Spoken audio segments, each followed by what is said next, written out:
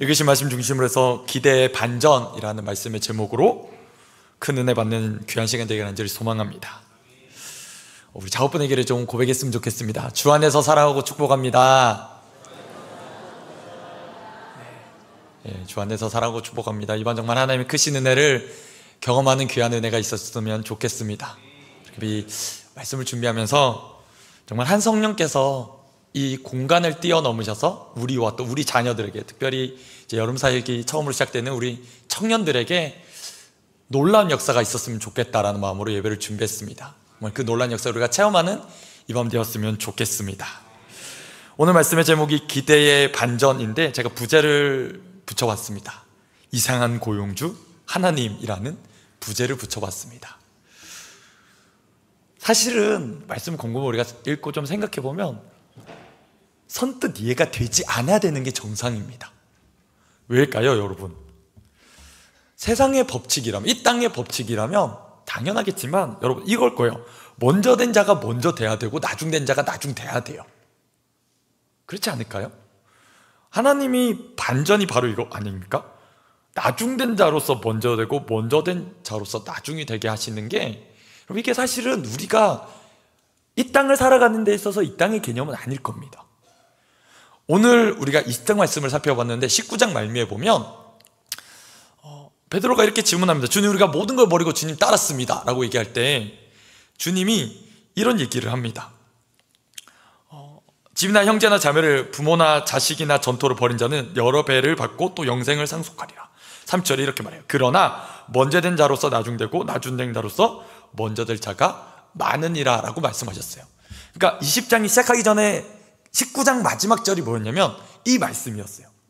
먼저 된 자가 나중 되고 나중 된 자가 먼저 된다라고 말씀하셨어요. 그리고 오늘 우리가 살펴본 20장 16절의 말씀이 또 어떻게 끝납니까? 이와 같이 나중 된 자로서 먼저 되고 먼저 된 자로서 나중 될 것이다 라고 앞뒤에 이 얘기가 있는 거예요. 그리고 그 사이에 무슨 비유를 얘기하셨느냐? 오늘 우리가 읽었던 이 어쩌면 포도원 품꾼들의 비유를 여기에 넣으신 거예요. 어떻게 보면 세상의 법칙으로, 세상의 관념으로 생각해보면 이해가 되지 않는, 좀 말도 안 되는 논리거든요. 근데 이것을 왜 이야기해 주실까요? 바로 하나님이 그러하신 분이다라는 거예요. 하나님 나라의 법칙이 그러하다라는 겁니다. 여러분, 하나님께서 에덴 동산을 만드시고 아담에게 귀한 사명을 맡겨주셨습니다. 하나님의 대리 통치자로 그 땅을 다스리도록, 하나님을 대신하여 다스리도록, 경작하도록 귀한 사명을 맡기셨어요. 그런데 아담이 죄를 짓고 나서 어떻게 됩니까, 여러분? 어떻게 됐을까요, 여러분? 아담에게 그 일이 없어졌습니까? 아니요, 여전히 일이 있었어요. 근데 어떻게 바뀌었습니까? 그 땅에서, 이제 땅에서 무엇이 나기 시작합니까? 가시나무, 엉겅퀴가 자라기 시작하죠. 그리고 네가 땀을 흘려서 수고해야지 먹게 되는, 재앙을 겪게 되는 거죠. 원래부터 일은 있었어요. 아담은 하나님을 대신해서 하나님의 일을 해야 됐었습니다. 그러나 죄를 지은 인간에게 부여된 어려움이 뭐냐면 땀을 흘려야지 열매를 맺게 된다는 것입니다. 그럼 그전에는 어땠습니까? 그 무한하신 하나님의 능력과 사랑과 자비로 거저 얻을 수 있는 거였어요. 근데 하나님과 분리된 인생을 경험한 게 뭡니까? 노력해서 얻게 되는 거예요. 근데 지금 예수님이 제자들에게 이 비유로 말씀하십니다. 이 땅의 개념이 아니에요. 이 땅의 관념이 아닙니다. 그러나 그들이 이해할 수 있도록 하기 위해서, 알아들으실 수 있도록 눈높이 교육을 해주는 겁니다. 어떤 교육을 해주시느냐? 1절에 이렇게 고백합니다. 1절에 이렇게 증언합니다. 같이 한번 1절 읽어보실까요? 시작. 천국은 마치 품꾼을 얻어 포도원에 들여보내려고 이른 아침에 나가 집주인과 같으니 라고 말합니다. 첫 번째로 이들이 이해할 수 있는 개념이 뭐냐면, 구약의 이사야 선지자든 예레미야 선지자든 호세아 선지자를 통해서 하나님이 증언해 주신 말씀이 있어요. 뭐냐면 하나님이 보시기에 이스라엘이 포도원과 같은 거예요. 이사야서 5장 1절 말씀 혹시 자막 있습니까? 제가 준비했나요? 이사야서 5장 1절 말씀도 그러고 예레미야서 2장 21절도 그러고, 한번 말씀 한번 읽어볼까요? 한번 읽어보겠습니다. 나는, 시작. 나는 내가 사랑하는 자를 위하여 노래하되 내가 사랑하는 자의 포도원을 노래하리라. 내가 사랑하는 자에게 포도원이 있으며 심히 기름진 사내로다. 하나님이 이스라엘을 목적을 두고 심으셨습니다. 어떤 계획을 가지고요? 열방에게 복음을 전하고 복의 통로가 되기 위해요. 근데 어떻게 하나님 보셨냐면 포도원과 같이 두셨다라고 비유로 말씀하고 계세요. 그러니까 이스라엘 백성들, 지금 예수님의 제자들이 유대인이잖아요. 그러면 이들에게 있어서 포도원 하면 떠오르는 개념이 어떤 개념이냐면, 보여지는 포도원도 있지만 사실은 관념적으로 있는 포도원이 뭡니까? 구약에서부터 흘러내려온 우리 조상들, 이스라엘 백성을 이야기하는 거예요. 이해되십니까, 여러분? 지금 예수님이 비유로 말씀하실 때, 포도원을 말할 때, 맞죠. 하나님의 계획과 목적은 뭐였습니까? 이 이스라엘, 하나님께서 선택한 이 백성을 통해 하나님의 복을 흘려보내는 것이 목적이었던 이 구약의 백성들, 우리 조상들을 말하는 것이구나라는 겁니다. 그런데 그 포도원 주인인 하나님께서 어떠한 일을 하고 계시느냐라는 거예요. 어떤 일을 하고 계시느냐, 이렇게 말합니다. 마치라고 말합니다. 마치, 천국은 마치 품꾼을 얻어 포도원에 들여보내려고 이른 아침에 나간 집주인과 같대요, 여러분. 자, 1절 말씀이 이렇게 시작합니다. 사실은 하나의 중요한 접속사가 여기 있는데 괄호로 되어 있습니다. 여러분, 뭐라 되어 있습니까? 왜냐하면이라는 거예요.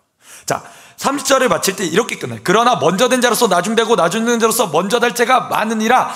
왜냐하면 천국은 이런 곳이기 때문이다라면서 그 이야기를 설명해 주고 계신 거예요.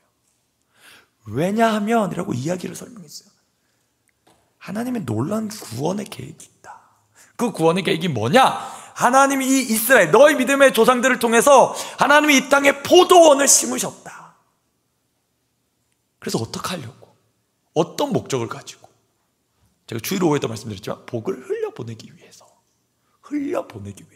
하나님께서 그 놀라운 계획을 가지셨습니다. 그리고 지금 이해할 수 없는 집주인의 모습이 나와요. 여러분, 제가 부제로 이렇게 말씀드렸습니다. 이상한 고용주 하나님이시다라고. 보세요. 집주인이 하나님이라고 얘기하고 있어요. 하나님이 집주인이세요. 근데 보시면 하나님께서 어떻게 하시냐면 품꾼을 얻어서 포도원에 들여보내려고 이른 아침에 나가셨다라고 말합니다. 자, 여러분 보십시오. 집주인이면 모든 집의 권위와 권세를 가지고 있습니다. 그게 주인이죠. 그리고 말씀을 우리가 곰곰이 보면 나중에 보면 청지기도 나오는 걸 볼 수 있어요. 청지기가 분명히 있거든요. 아무도 종이 없고 집주인만 있는 집이 아니라 집주인이 모든 걸 거느리고 있고 또 사람들을 들일 만큼 돈도 많아요. 그리고 청지기를 데리고 살 만큼 권세가 있습니다. 근데 말씀을 잘 보면 천국은 마치라고 말하면서 집주인이 어떤 집주인이냐? 품꾼을 무엇하려고? 무엇하려고요, 여러분? 성경 보시면 얻으려고 한다는 거예요. 포도원에 무엇하려고? 들여보내려고요. 그래서 이른 아침에 나갔대요.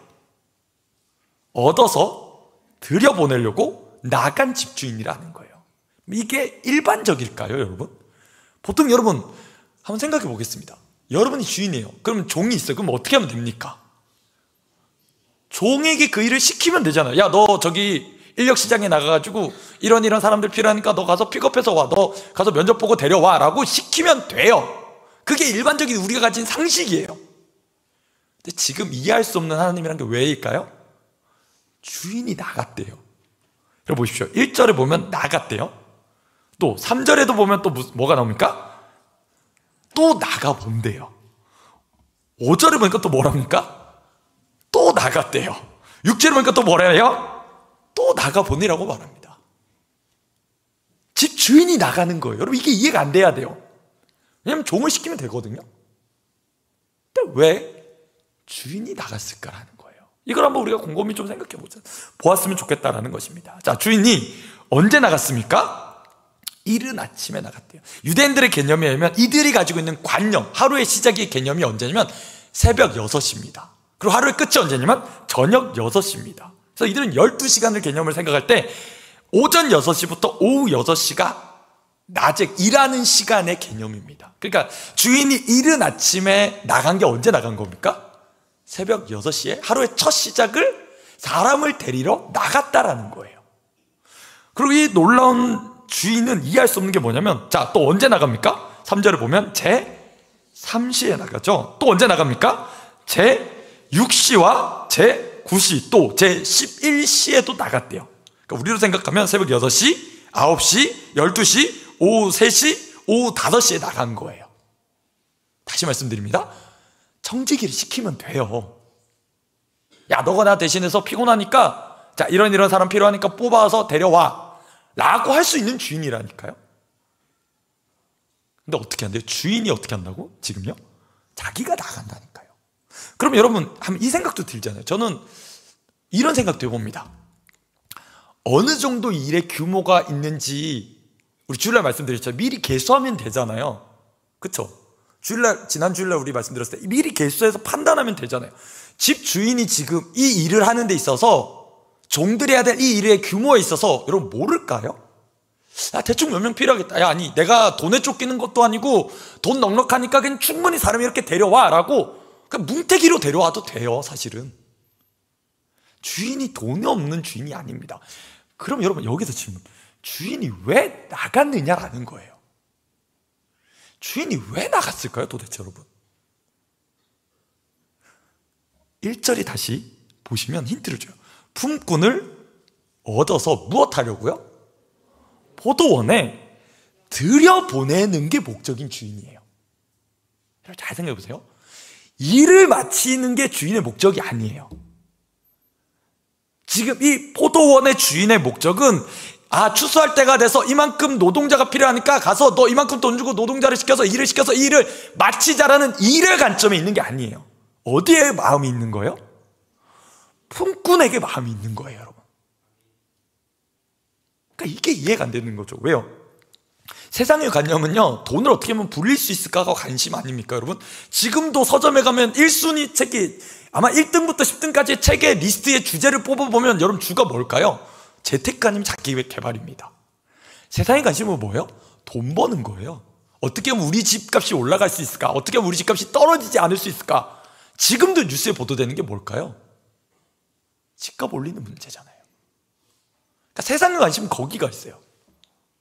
그런데 놀라운 건 뭐냐면 이 집주인, 천국은 마치라고 비유한 이 집주인은, 우리 하나님은, 우리 아버지는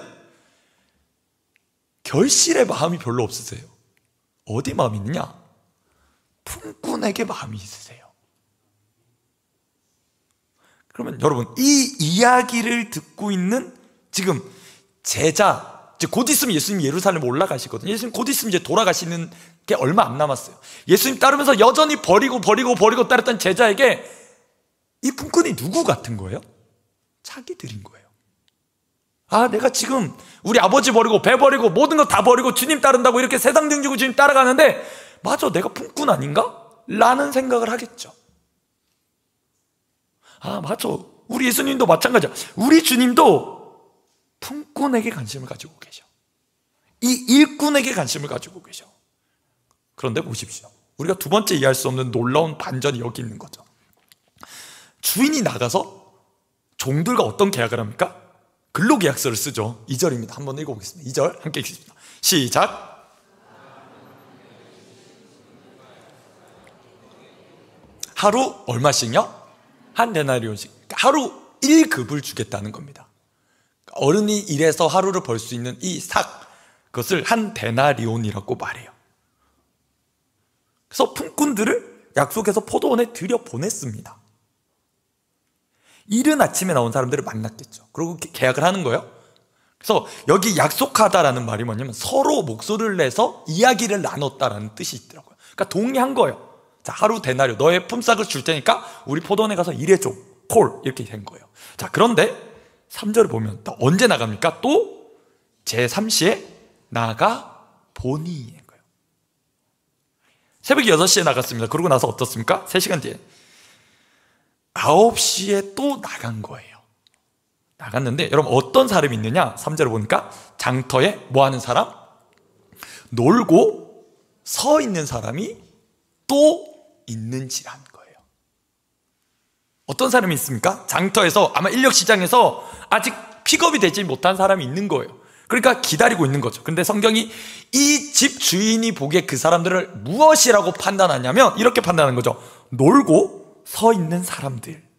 원문의 의미를 보면 게으르고 빈둥대는 사람이래요. 게으르고 빈둥대는 사람. 또 있었대요. 주인이 어떻게 합니까? 4절 한번 읽어볼까요? 4절입니다. 시작. 그들에게 이르되 너희도 포도원에 들어가라. 내가 너희에게 상당하게 주리라 하니 그들이 가고 또 얘기를 하는 거예요. 내가 오늘 와서 일해주면 상당하게, 합당하게라는 뜻이에요. 오늘 너희가 이 남은 시간만큼 일한 것에서 합당하게 대가를 주겠다. 그들이 콜 이래서 또 일하러 갔습니다. 그럼 어느 정도 수가 채워졌을 것 같은데 주인이 어떻게 하느냐? 그럼 5절입니다. 제6시와 제9시에 또 나가서 어떻게 합니까? 또 그와 같이 했대요.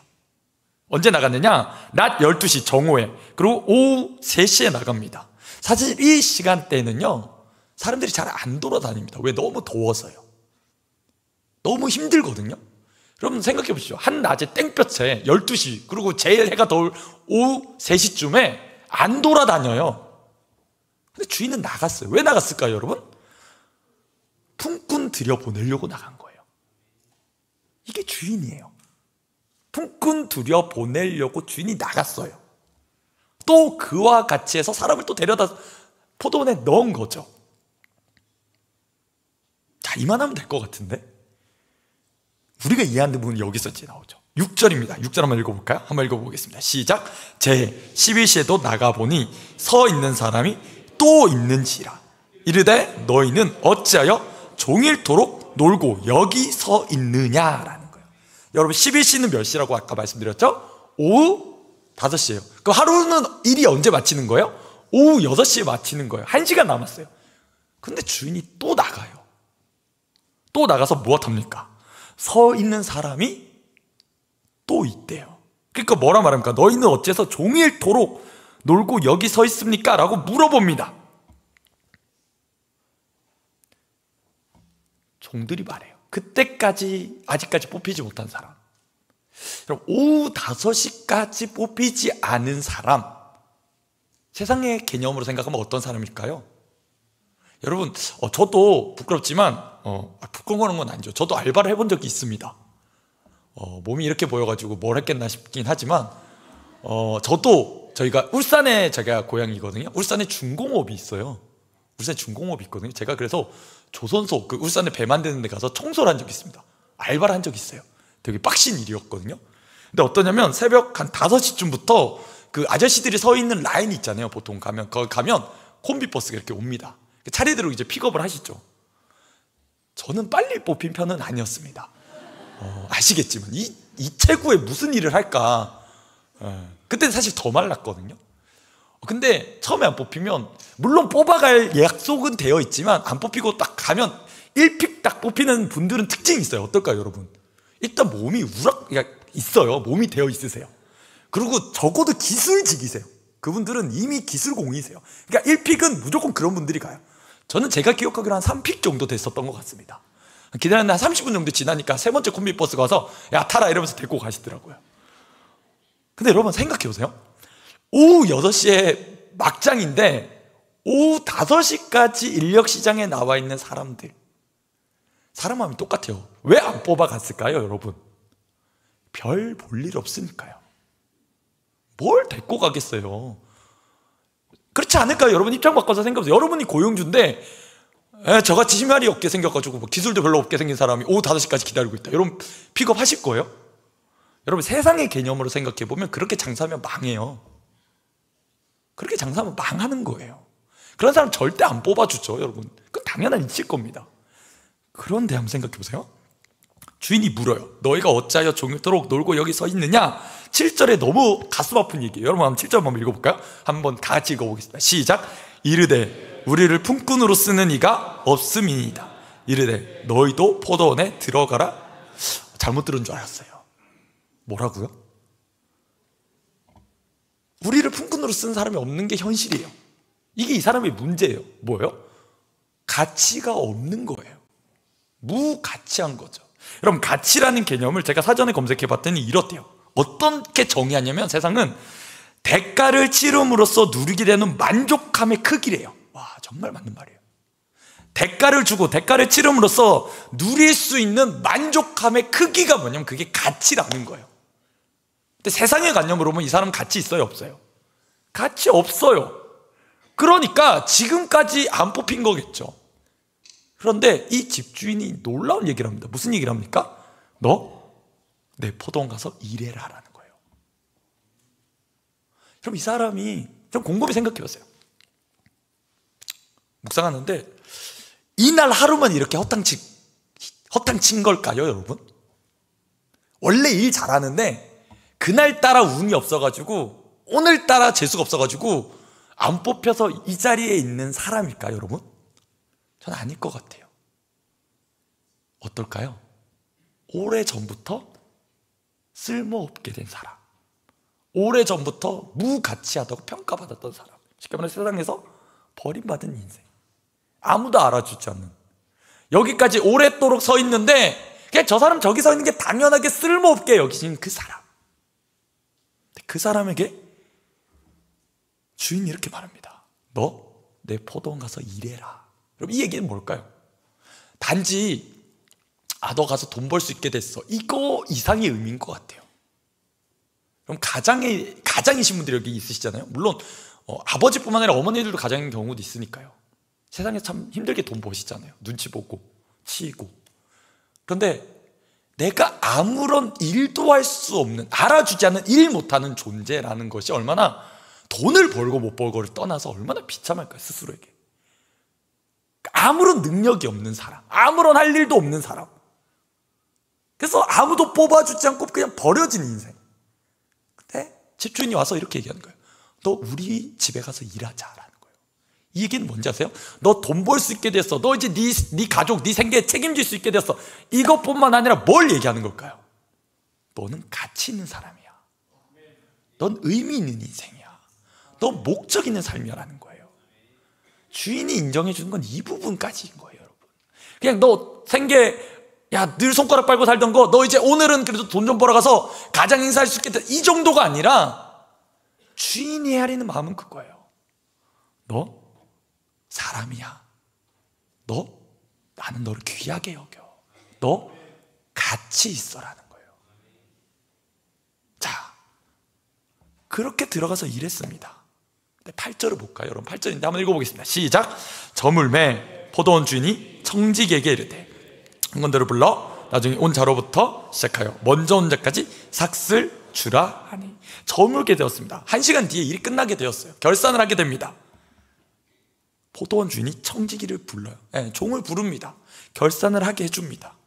놀랍게 어떻게 합니까? 우리가 잘한 것처럼 뒤에서부터 온 순서대로 삭슬 줍니다. 그들이 한 대가를 주는 거죠.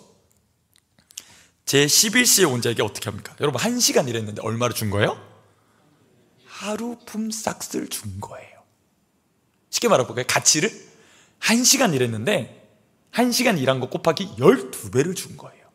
왜요? 12시간이 낮 시간인데 1시간 일했으니까. 원래 이 사람이 받아야 되는 건 얼마예요? 12분의 1이어야 돼요.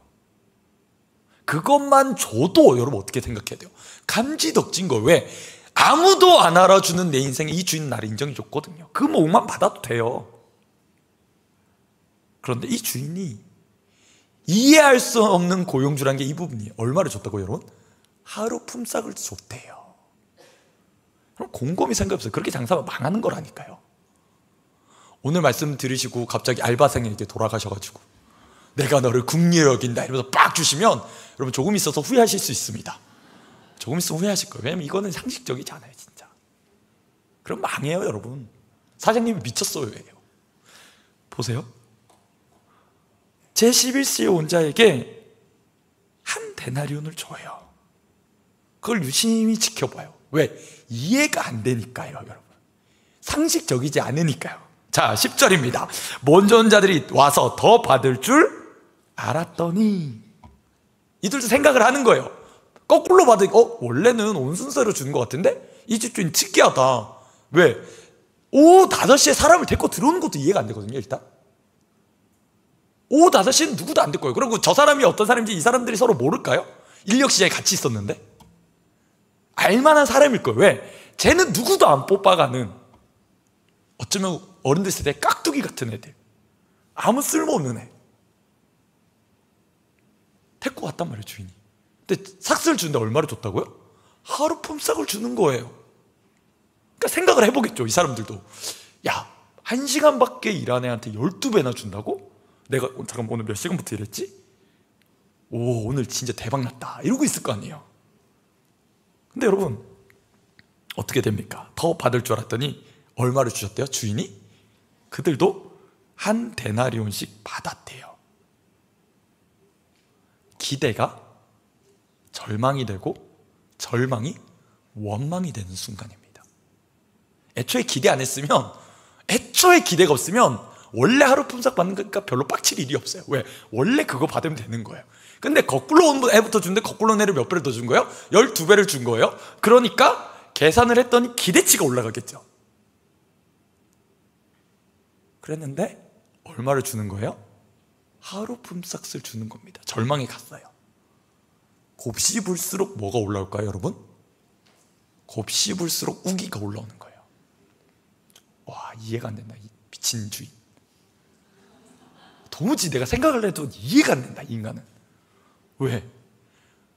왜 여러분 이해가 안 되신지 공감되시죠? 여러분 저만 그런 거 아니죠? 공감되시죠? 왜요? 이렇게 말해요. 자, 10절 하반절을 보면요, 이렇게요. 원망하여 이르되 나중에 온 이 사람들은 1시간밖에 일하지 아니었거늘 그들을 종일 수고하며 더위를 견딘 우리와 같게 여겼기 때문이에요. 곰곰이 한번 생각해보세요. 왜 이들이 원망했느냐? 왜 계속해서 투덜거렸느냐? 이 이유입니다. 이 사람들을 1시간밖에 일하지 않았는데 그들을 어떻게 여긴 거예요? 종일 수고하며 어떻게? 더위를 견딘 우리와 같게 여긴 거예요. 그게 문제인 거예요. 여러분, 이들이 원망합니다. 근데 이 원문을 보니까 이들이 원망이 딱 한 달 내 대나를 딱 받고 원망 한 번, 이게 아니라 곱씹어 계속해서 원망했다는 거예요.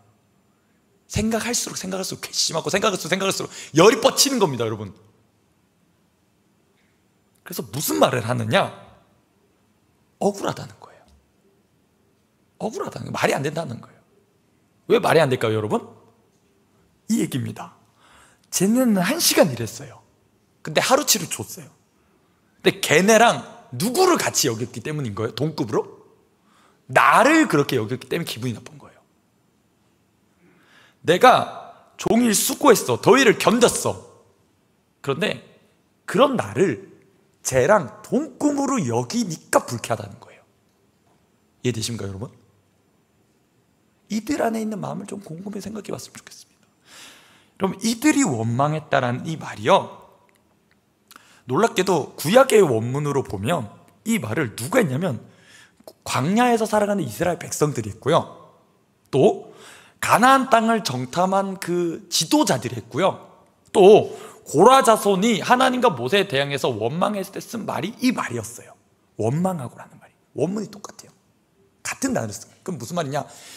구약의 그 백성들이 그렇게 오랫동안 원망하고 불평하고 했던 그들이나 지금 누가 같은 거예요? 이 한 데나리온을 받을 때 억울하게 여겼던 이들이나 같다라는 거예요.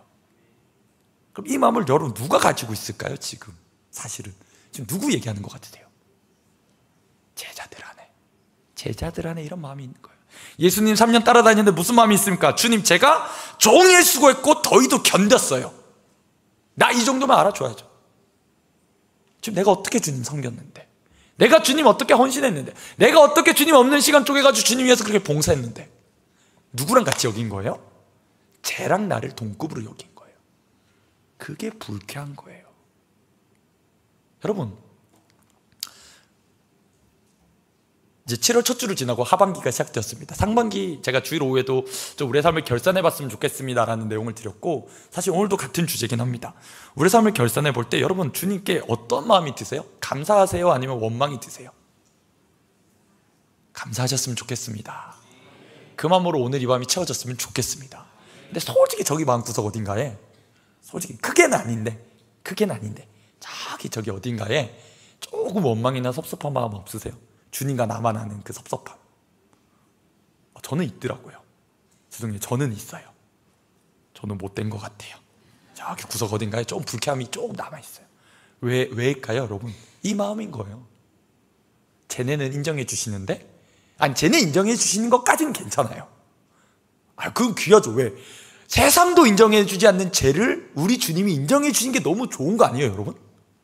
세상 어디도 알아주지 않는데 성도로 여겨주시고 하나님 가족으로 맞아주시고 자녀로 인정해 주신 건 너무 귀해요. 그건 너무 잘하신 일이에요. 근데 문제는 뭐예요? 쟤랑 나랑 동급인 게 싫은 거예요. 콩고기 생각. 쟤랑 나랑이 동급인 게 불쾌한 거예요. 나는 쟤보다 더 뛰어나거든요. 난 쟤보다 더 신앙생활이 오래됐어요. 내가 쟤보다 교회에서 맡은 직분도 더 많아요. 내가 쟤보다 은사도 더 많은 것 같아요. 그런데 하나님 나라에서 보는 관점은 같다라는 거예요. 같이 사실은 귀하게 여기세요. 근데 그 귀함이 비교하니까 불쾌한 거예요. 오해 없으셨으면 좋겠습니다. 사실 어젯밤에 저희 집에서 있었던 일인데요, 사전에 동의를 구하지 않고 예약을 써서 좀 죄송하네요. 밤늦게 엄마가 이제 뭘 들고 왔어요. 애들이 막 기대하고 있다가 엄마가 뭔가 꺼내니까 설레었어요. 하여튼 요구르트 같은 거였어요. 근데 애들이 3명이거든요, 저희 집에. 근데 엄마가 문제는 몇 개를 들고 왔을까요? 2개를 들고 온 거예요. 이 엄마가 3개를 들고 왔어야 되는데. 근데 2개를 들고 왔습니다. 어떻게 됐을까요, 여러분? 난리가 났습니다, 밤에. 그래서 엄마가 고민하더니 엄마가 이렇게 얘기하는 거예요. 자, 한 명은 포기하고 내일 2개를 줄게. 그리고 너희는 하나를 먹고 내일 하나를 더 줄게. 공평하죠? 2개씩 먹는 거예요. 그러니까 여러분 어떻게 됐을까요? 난리가 났어요. 한 명이 못 참겠다는 거예요. 누구든지. 3명 중에 누군지 모릅니다. 3명 중에 하여튼 한 명이 마음에 안 들어 했어요. 그래서 제가 곰곰이 듣다가 이렇게 했습니다.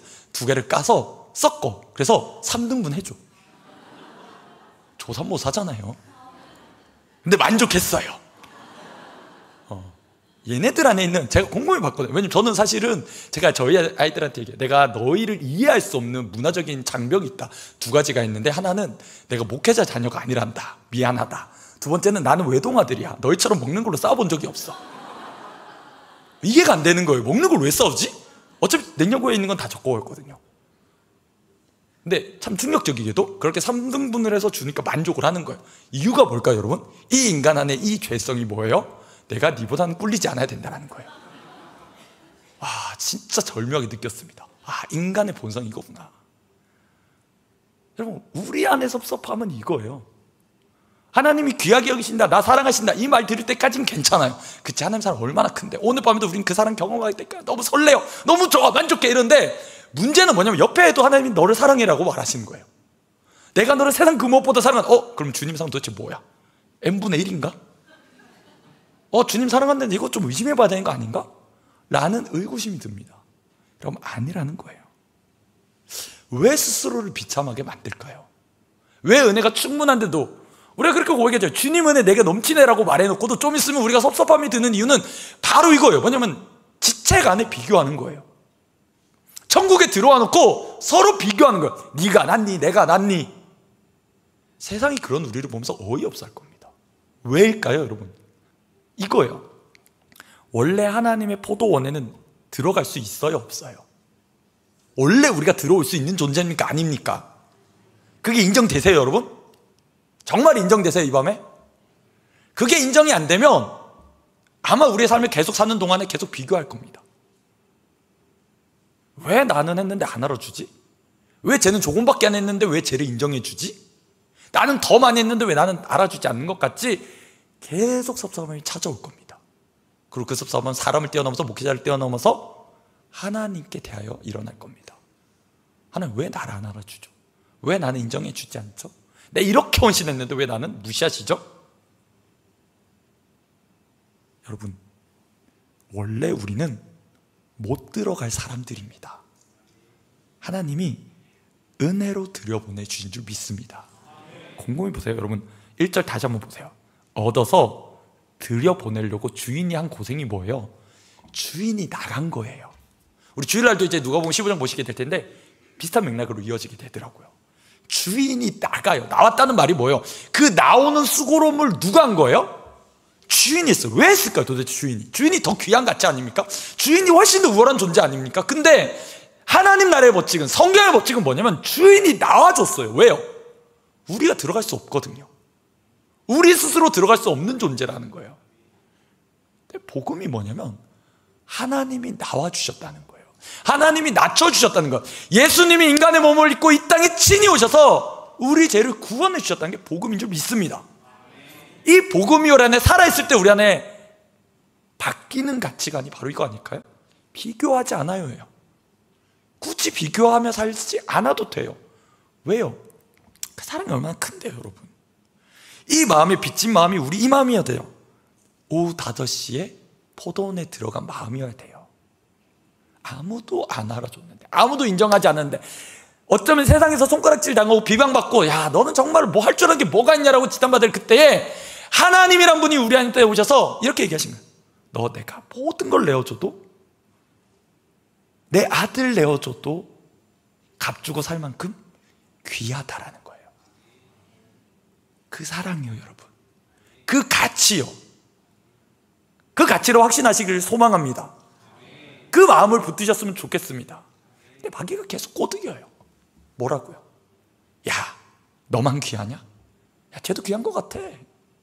야 너는 봉사하는데 왜 안 알아주는 거? 야 쟤는 저만큼 하는데도 저렇게 인정받는데 야 너는 뭐 하고 있냐?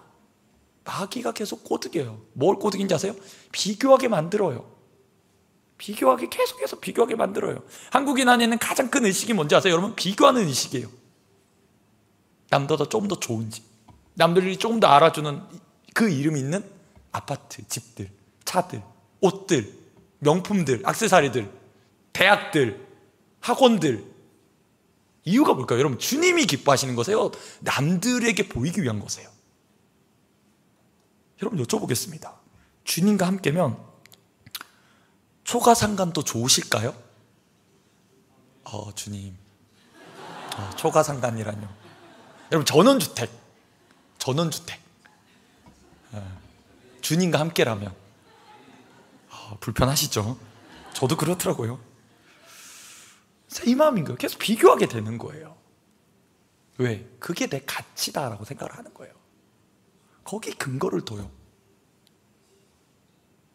거기에 내 자존감을 둬요. 거기에 내 자존심을 실어요. 근데 주님 말씀하세요. 내가 너 사랑한다. 아들을 내어줄 만큼 후회함 없이 내가 너 사랑한다. 내 사랑은 변함이 없다. 의심하지 마라. 우리는 늘 의심해요. 주님 저 사랑하신 거 맞죠? 맞으면 이거 응답 좀 해주세요. 주님 딴 거 안 바랄게요. 이거 요번에 좀 사주시면 주님이 저 사랑하는 거 확신할게요. 사줬어요. 그럼 어떻게 되세요? 사주면 또 의심하죠. 의심병이 돋습니다. 여러분, 주인이 말합니다. 친구여, 내가 내게 잘못한 게 없다. 왜요? 너도 은혜로 들어왔잖아. 얘도 은혜로 들어오는 게 그게 여러분 그렇게 아쉽냐? 그렇게 죄송한 표현이지만 세상 표현 좀 한번 하겠습니다. 띠껍냐? 그렇게? 얘도 너도 은혜로 들어왔잖아. 그럼 뭐가 그렇게 섭섭한데? 왜? 너 그렇게 구원받고 은혜 받고 하나님 기도 응답해 주셨으면 비교 안 하면 살아도 되지 않냐? 뭐 그렇게 억울하냐라는 거예요. 그러면 15절 말씀 한번 읽어보겠습니다. 시작. 내 것을 가지고 내 뜻대로 할 것이 아니냐? 내가 선함으로 내가 악하게 보느냐? 하나님의 것, 하나님이 주인이시니까 하나님의 것을 하나님대로 쓰시는데 뭐가 우리가 잘났다고 우리가 하나님께 따질 수 있습니까 여러분? 하나님 이건 불공평한 것 같아. 이거는 이치에 맞지 않아. 세상 사람들은 그렇게 살잖아. 그래 너가 그러니까 하나님 자녀로 세상 사람 같지 않게 살라고 너 그렇게 부른 거 아니냐. 세상의 법칙대로, 세상의 원리대로, 세상의 그 약육강식대로 살라고 부른 게 아니라 하나님 나라 법칙으로, 하나님 나라 원리로, 하나님 나라 정신으로, 그 사랑으로 살라고 너 부른 거 아니냐. 너 그거 경험했잖아. 그럼 좀 양보해주면 안 되냐? 좀 져주면 안 되냐? 꼭 그렇게 이겨 먹어야겠냐?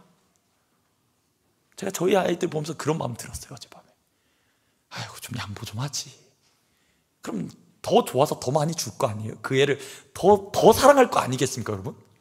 근데 마음이 어때요? 꼭 공평하게 해야 돼요. 눈금 딱 보면서 정확하게. 이래야지 공평한 거래요. 거기에 여러분 뭐가 없을까요? 은혜가 없어요. 사랑이 없어요. 공평은 하겠죠. 근데 뭐가 없어요? 아끼고 사랑하는 마음이 없어요. 저 좀 어떡해요. 목사 집안인데. 여러분, 이게 우리 모습이라면 오늘 밤에 한번 주님께 물어봤으면 좋겠어요. 그리고 주님의 그 사랑을 좀 채워줬으면 좋겠습니다. 천국이 이런 곳이래요. 하나님이 이런 마음이시래요. 어떤 마음이요? 은혜로 들어가게 하신 곳. 돈으로도 능력으로도 재능으로도 머리 뛰어난 걸로 외모로도 들어가는 게 아니라 은혜로 믿음으로 가게 하신 곳, 하나님 나라. 우리가 거기 들어가 있는 줄 믿습니다. 그래서 우리 말씀드렸던 것처럼 이 땅에서 하나님 나라의 원리로 살 수 있게 된 것 같아요. 여러분 좀 결단했으면 좋겠습니다. 뭡니까? 비교하지 않았으면 좋겠습니다. 특히 누구를 보면서? 옆에 분 보시면서 비교하지 않았으면 좋겠어요. 그냥 그 사람은 나는 나예요. 하나님 보시기에도 그 사람대로 귀하고 나도 나대로 귀해요. 근데 비교한다는 거예요. 그러면서 괜히 하나님께 은혜 까먹으면서 섭섭한 마음이 더 커지는 거예요. 우리 그러지 않았으면 좋겠습니다. 그리고 기억하실 때 하나님이 나에게 그렇게 찾아오셨다는 겁니다. 이 밤 하나님께서 우리에게 신방해 주셨으면 좋겠습니다. 우리 각자에게 신방해 주셨으면 좋겠어요. 우리 모두가 아니라 우리 모두죠. 우리 모두 안에 꼭 여러분이 계셨으면 좋겠습니다. 주님 만나고 돌아가시기를 간절히 소망합니다. 그 주님이 우리 인생에 찾아오셨어요. 고와 같이 버려두지 아니하시고 억눌린 자, 갇힌 자, 포로된 자들, 세상이 내버려둔 그 사람들 우리인데 그렇게 버려두지 않고 찾아오셨대요. 그래서 여러분 놀라운 고백이 뭔지 아세요? 그 나라, 하나님 나라를 꿈꾸게 하셨답니다. 우리 들은 말씀 기억하면서 함께 찬양하며 나갔으면 좋겠고요. 이 가사를 우리 곰곰 생각하면서 허무한 시절 지날 때 찬양했으면 좋겠고, 또 기도하실 때 특별히 이 시간에도 성령의 역사가 우리 청년들 가운데 있었으면 좋겠습니다. 공간을 뛰어넘으신 우리 성령 하나님, 공간에 제한되지 않으시는 성령의 역사가 우리 담임 목사의 말씀을 통해 우리 청년들에게도 일어나기를 간절히 소망합니다. 그 마음 가지고 우리 가사를 함께 선포했으면 좋겠습니다.